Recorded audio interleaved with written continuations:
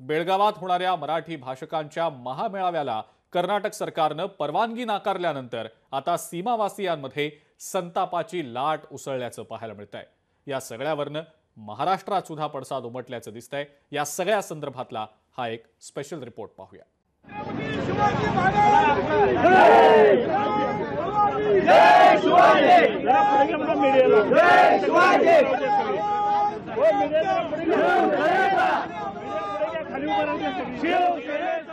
जरी बंदी असेल तरी सुद्धा ती बंदी मोडून आम्ही जाणार, अडवलं तर तिथं समांतर सभा घेणार।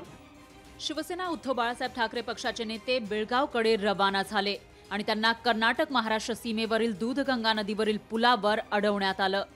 यावेळी कार्यकर्ते आणि पोलिसांमध्ये झटापट झाल्याचंही दिसून आलं, तर कार्यकर्त्यांनी कर्नाटकच्या गाड्या रोखायला सुरुवात केल्यानंतर महाराष्ट्र पोलिसांनी त्यांना अडवल्याचा आरोप कार्यकर्त्यांनी केलाय। शिवसेना उद्धव बाळासाहेब ठाकरे पक्षाचे हे सगळे कार्यकर्ते आहेत, ते बेळगावकडे कोल्हापुरातून भगव्या रॅलीचं गाड्या घेऊन खरं तर निघालेले होते। या ठिकाणी पाहतोय की या सर्व कार्यकर्त्यांना आणि पदाधिकाऱ्यांना कर्नाटक पोलिसांनी रोखलं आहे।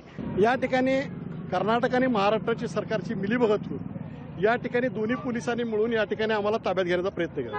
कर्नाटक सरकारने दादारी केली, महाराष्ट्र सरकार दादारी करते। न्याय मागायचा कुणाकडे मागायचा नाही। कुठली लोकशाही राहिलेली आहे? लोकशाहीचा खून झालेला आहे असं माझं मत आहे। केंद्रातला जरी असला तरी केंद्र सरकारनं किंवा सन्माननीय सुप्रीम कोर्टानं महाराष्ट्रातल्या मराठी नेत्यांना यायला बंदी घाला असं कुठेही लिहिलेलं नाही। त्याच्यामुळे कर्नाटकच्या सरकारनं केलेलं हे कृत्य आहे। शिवसेना उद्धव बाळासाहेब ठाकरे पक्षाचे नेते, पदाधिकारी आणि कार्यकर्त्यांनी यावेळी महाराष्ट्र सरकारसह केंद्र सरकारवरही निशाणा साधला। महाराष्ट्राच्या मुख्यमंत्र्यांनी जाहीर करावं की तुम्ही महाराष्ट्रामध्ये मराठी माणसावर काम करता, महाराष्ट्राच्या सीमेवर बेळगाव, बिदर, भालकीसह या मराठी माणसाचा न्याय देता। महाराष्ट्रामध्ये मराठी माणसांच्यावर प्रेम आणि कर्नाटकामध्ये कन्नड माणसाचं प्रेम, देवेंद्र भाऊ हे चालणार नाही, हे महाराष्ट्र खपवून येणार नाही। सुप्रीम कोर्टामधल्या पिटिशनमध्ये देखील आम्ही मराठी बांधवांच्या बाजूनं सरकार म्हणून आहोत हे अनेक वेळा आम्ही सांगितलेलं आहे। आणि म्हणून मला असं वाटतं की या संपूर्ण परिसरामध्ये काँग्रेसच्या तिथल्या सरकारनं जे पुन्हा एकदा अन्याय करण्याचं ठरवलेलं आहे त्या अन्यायाचा आम्ही जाहीरपणानं निषेध करतो। गेली अनेक वर्ष बेळगावात मराठी आणि कन्नड भाषिक वाद पाहायला मिळतोय।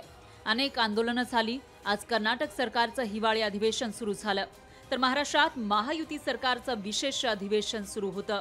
पण महाराष्ट्रातील दिग्गज नेते याबाबत बोलायला तयार नसल्याची टीका विरोधक करतायत, तर सत्ताधाऱ्यांनी त्याला प्रत्युत्तर दिलंय।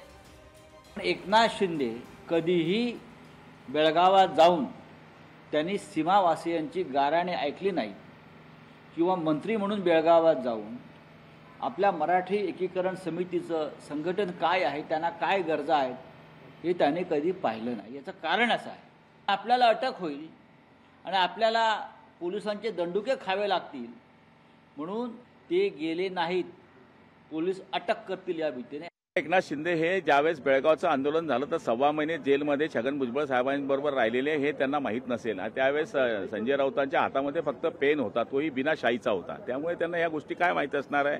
हे नगद आलेलं हे बावलं काही सांगत असेल तर त्याच्यावर आमचा काही बोलण्याचा निश्चितपणे आम्हाला काही बोलावं असं वाटत नाही। बेळगावातील मराठी भाषिकांच्या महामेळाव्याला कर्नाटक सरकारनं परवानगी नाकारल्यानंतर उसळलेला वाद आणि सीमावासियांचा असंतोष येणाऱ्या काळात आणखी वाढण्याची शक्यता आहे। तर महाराष्ट्रात विरोधकांना सरकारला कोंडीत पकडण्याची संधी मिळाली आहे, ते केंद्र सरकारवरही निशाणा साधतायत। येणारा काळ मात्र मोठ्या संघर्षाचा असू शकतो, याबाबत शंका नाही। कोल्हापूरहून सतेज औंधकरसह ब्युरो रिपोर्ट, लोकशाही मराठी, मुंबई।